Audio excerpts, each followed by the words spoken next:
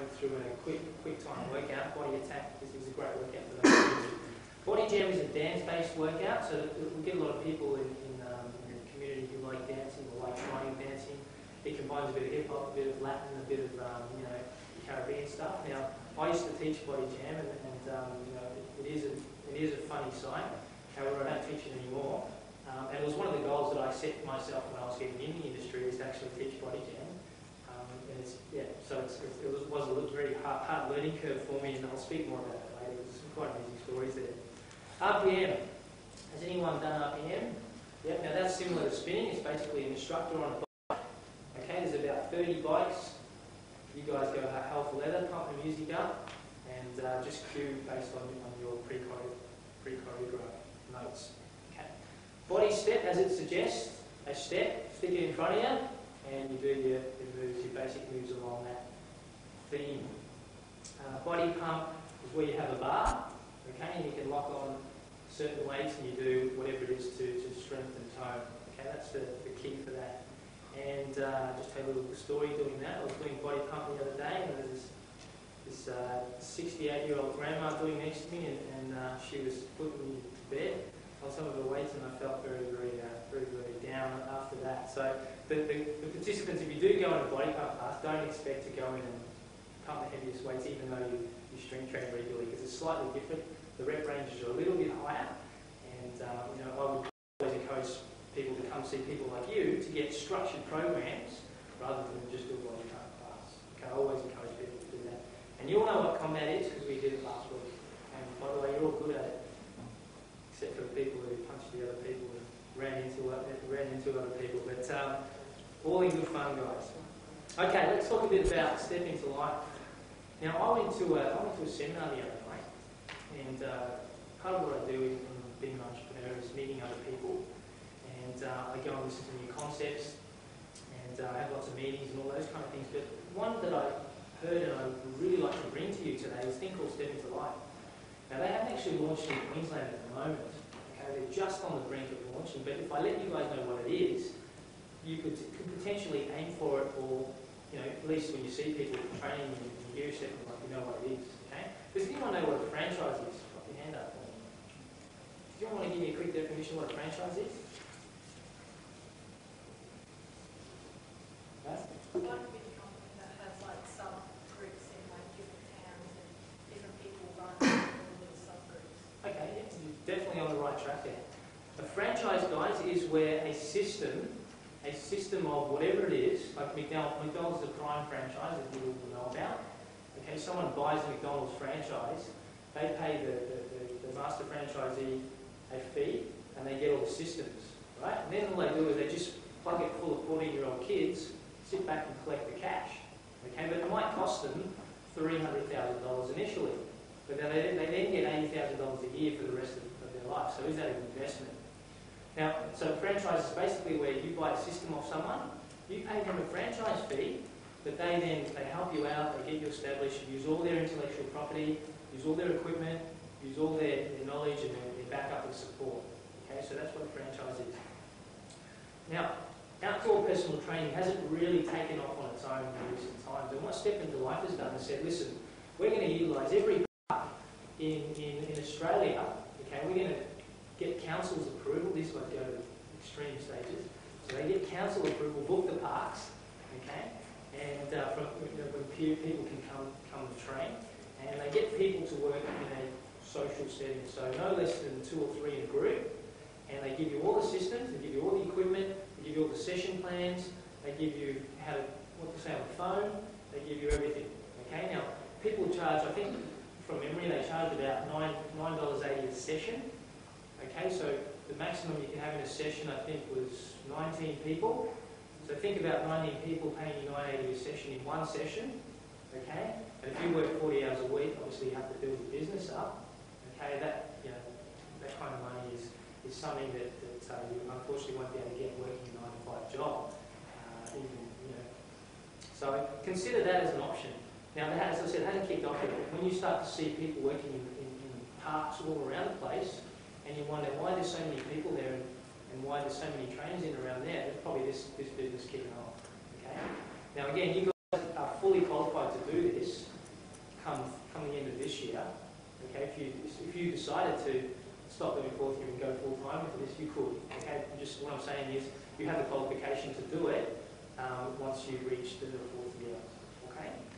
Now, yeah. So leverage is just a term that says you can do more with less. Okay, you can train more people with your time than you could doing one-on-one, or paying someone else to do it. Okay, so the benefits of group exercise training in general, I'm going to talk about now. Networking. So every 3 or 4 months, as there's meals instructors, we actually have to go to a workshop where we meet other instructors, we meet the people who sort of run these meals, and they give us an upskill on our skills.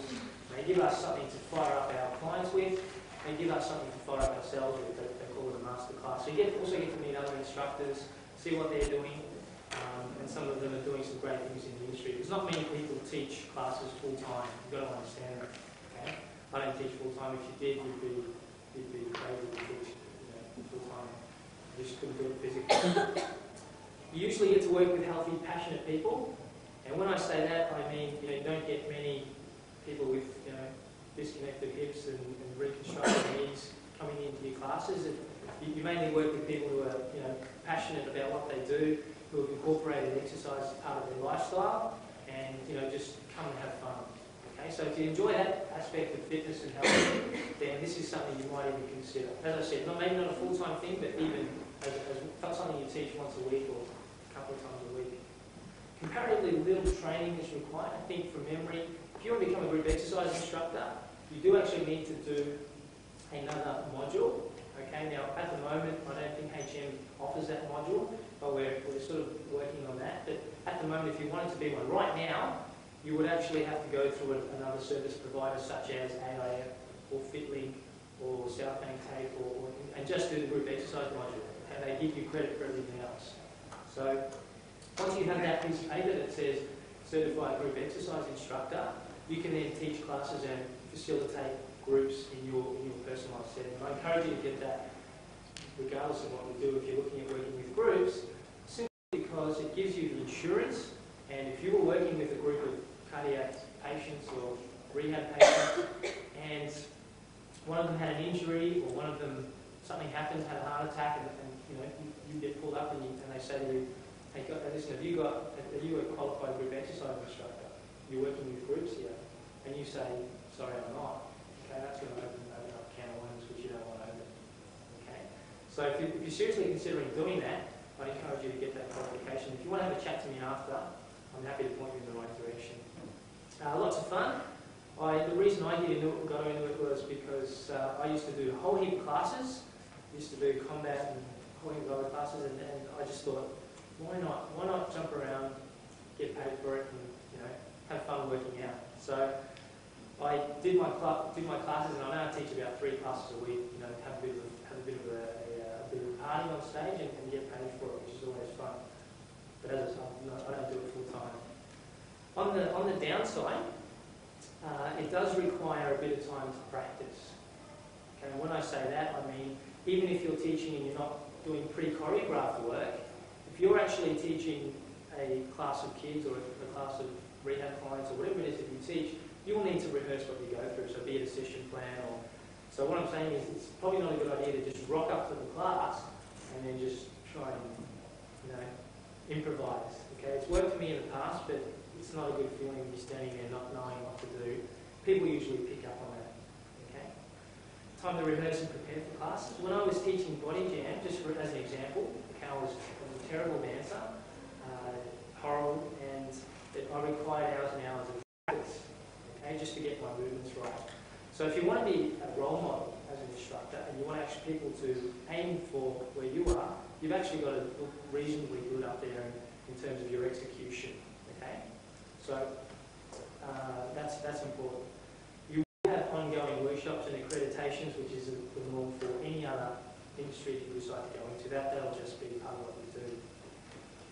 If you decide to do it full time, unfortunately, that's not good because you'll only have a limited number of classes per week. And I actually know someone who used to teach 25, 30 classes a week. And as exercise specialists, would you guys recommend 25 hours a week at exercise? No? What's the recommendation in recent times? Can you just have a stab?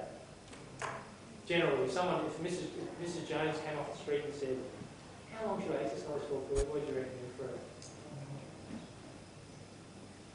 You wouldn't say anything.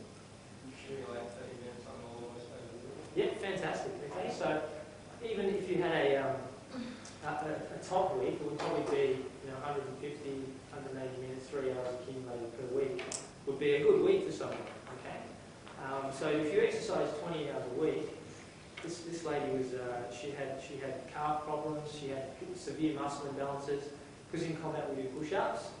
Okay, and she was doing 10 hours of push-ups, but she wasn't balancing it by doing a strength training workout and doing her back muscles.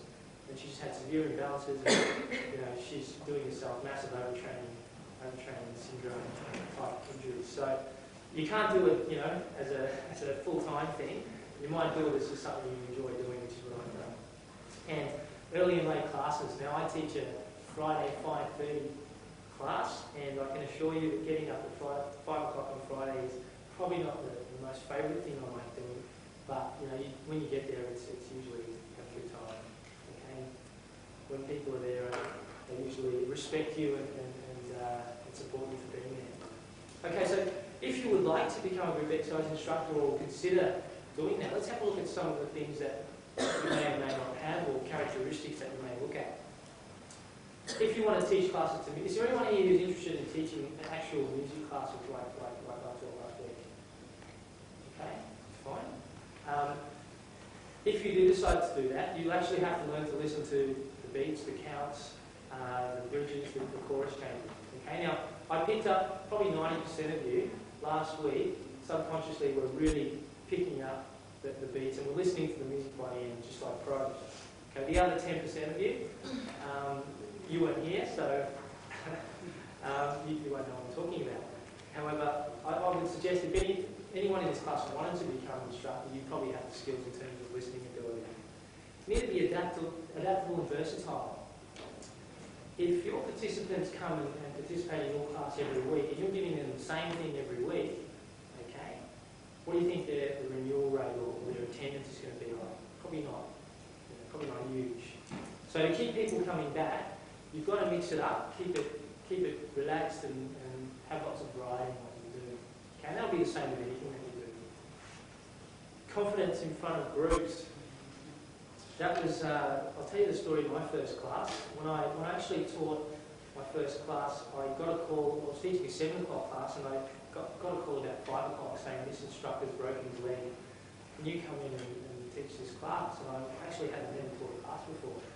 And I remember being in the room just beside the group exercise room, and I was visibly shaking. I couldn't actually keep my hands still. And when I actually strapped the mic on, my voice was tremoring, and I couldn't actually look at the audience. I was actually looking at the ground for the whole class. So when you first start out, and it's the same when I actually gave my first talk, a couple of years ago. I couldn't actually talk. Everything was terrible. But as you get confident, your skills come through, and people can really see that you know what you're doing, and then they just treat you as a role model. Okay. Speaking about role models, being fit, strong, and flexible. I told some of you the story of Karen Russell. She's a state group exercise champion, okay, and she's had 3 kids. But when she teaches a class, it doesn't matter what she's teaching. She's up there jumping around, and she just draws an incredible amount of participants because she physically looks awesome. She's got a huge six-pack, and she just commands your respect for what she's achieved with her physique. And people come to see the classes just for that.